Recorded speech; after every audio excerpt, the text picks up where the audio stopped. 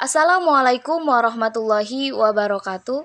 Halo teman-teman semua, perkenalkan, saya perwakilan dari kelompok 8 akan mempresentasikan materi kami dengan judul Perkembangan Masa Kanak-kanak Awal, mata kuliah Perkembangan Peserta Didik dengan dosen pengampu Bapak Chandres Abadi MPD Kons. Sebelum memasuki materi, di sini saya akan memperkenalkan anggota dari kelompok 8, yaitu Rizkina Sri Martati dengan NPM 5021192 dan saya sendiri, Rizky Maria dengan NPM 5021169. Materi yang pertama yaitu pengertian perkembangan. Menurut Kamus Psikologi, perkembangan adalah kedewasaan atau kemunculan pola-pola asasi dari tingkah laku yang tidak dipelajari. Perkembangan adalah bertambah kemampuan atau skill dalam struktur dan fungsi tubuh yang lebih kompleks dalam pola teratur dan dapat diramalkan sebagai hasil proses pematangan. Sebagaimana dikutip Harlock pada tahun 1980, halaman 2, dinyatakan bahwa perkembangan berarti perubahan secara kualitatif. Berkembang merupakan salah satu perubahan organisme ke arah kedewasaan dan biasanya tidak bisa diukur oleh alat ukur. Dari beberapa pengertian perkembangan tadi, dapat disimpulkan bahwa perkembangan adalah proses perubahan menjadi bertambah sempurna, baik itu kepribadian, pikiran, pengetahuan, fisik, dan lain sebagainya. Selanjutnya, masa kanak-kanak awal. Secara kronologis atau menurut urutan waktu, masa kanak-kanak adalah masa perkembangan dari usia 2 hingga 6 tahun. Perkembangan biologis pada masa-masa ini berjalan pesat, tetapi secara sosiologis, ia masih sangat terikat oleh lingkungan dan keluarganya. Oleh karena itu, keluarga sangat berperan penting untuk mempersiapkan anak untuk terjun ke dalam lingkungan yang lebih luas, terutama lingkungan sekolah. Pada masa anak-anak awal, anak-anak banyak meniru, banyak bermain sandiwara ataupun hayalan. Dari kebiasaannya itu akan memberikan keterampilan dan pengalaman-pengalaman terhadap si anak. Ada yang mengatakan bahwa masa kanak-kanak awal dimulai sebagai masa penutup bayi. Masa kanak-kanak awal berakhir sampai dengan sekitar usia masuk sekolah dasar. Selanjutnya yang C, kegiatan dan tingkah laku bermain. Bermain adalah kegiatan pokok dan penting untuk anak, karena bermain bagi anak mempunyai nilai yang sama dengan bekerja dan belajar bagi orang dewasa.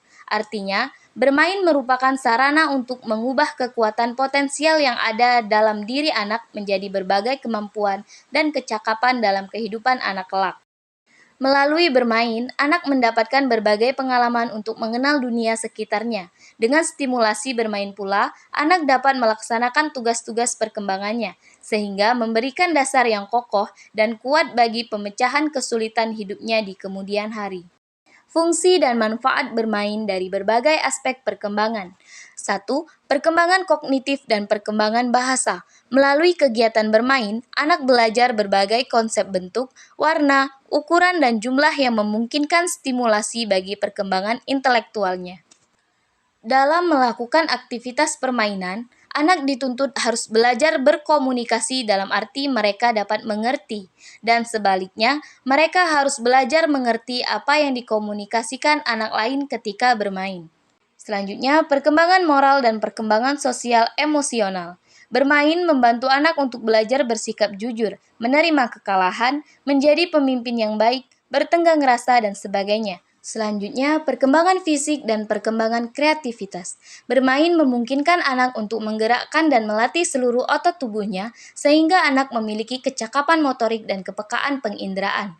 Bermain dapat merangsang imajinasi anak dan memberikan kesempatan kepada anak untuk mencoba berbagai idenya tanpa merasa takut, karena dalam bermain, anak mendapatkan kebebasan.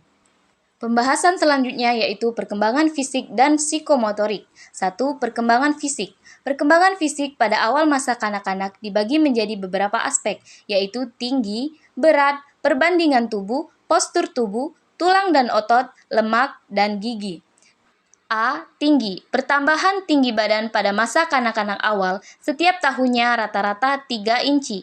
Pada usia 6 tahun, tinggi anak rata-rata 46,6 inci. B. Berat. Pertambahan berat badan setiap tahunnya rata-rata 3-5 pon. Pada usia 6 tahun, berat anak harus kurang lebih 7 kali berat pada waktu lahir. Anak perempuan rata-rata beratnya 48,5 pon dan anak laki-laki 49 pon.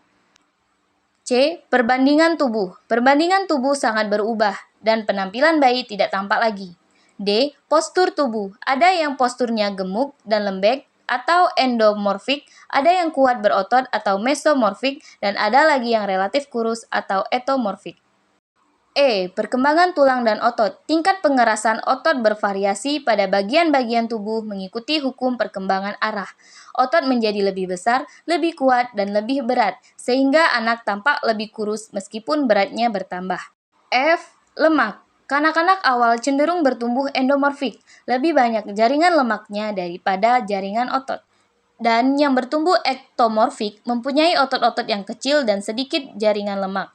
G. Gigi. Selama 4-6 bulan pertama dari awal masa kanak-kanak, 4 gigi bayi yang terakhir, geraham belakang muncul. Selama setengah tahun berakhir, gigi bayi mulai tanggal, digantikan oleh gigi tetap. Yang mula-mula lepas adalah gigi bayi yang pertama kali tumbuh, yaitu gigi sari tengah. Bila masa awal kanak-kanak berakhir, pada umumnya bayi memiliki 1 atau 2 gigi tetap di depan dan beberapa celah di mana gigi tetap akan muncul. Selanjutnya yaitu perkembangan psikomotorik. Perkembangan psikomotorik merupakan perkembangan terkait dengan perilaku motorik dan fungsi psikis, yaitu kognitif, afektif, dan konotatif. Dua prinsip perkembangan utama yang tampak dalam semua bentuk perilaku psikomotorik ialah bahwa perkembangan itu berlangsung dari yang sederhana kepada yang kompleks, dan dari yang kasar dan global kepada yang harus dan spesifik terhadap terkoordinasikan. Demikianlah penyampaian materi mengenai perkembangan masa kanak-kanak awal. Apabila terdapat kesalahan, baik dalam penuturan kata maupun penulisan, saya mohon maaf, kepada Allah saya mohon ampun. Terima kasih, semoga ilmu atau materi yang disampaikan tadi bisa bermanfaat. Saya akhiri, wassalamualaikum warahmatullahi wabarakatuh.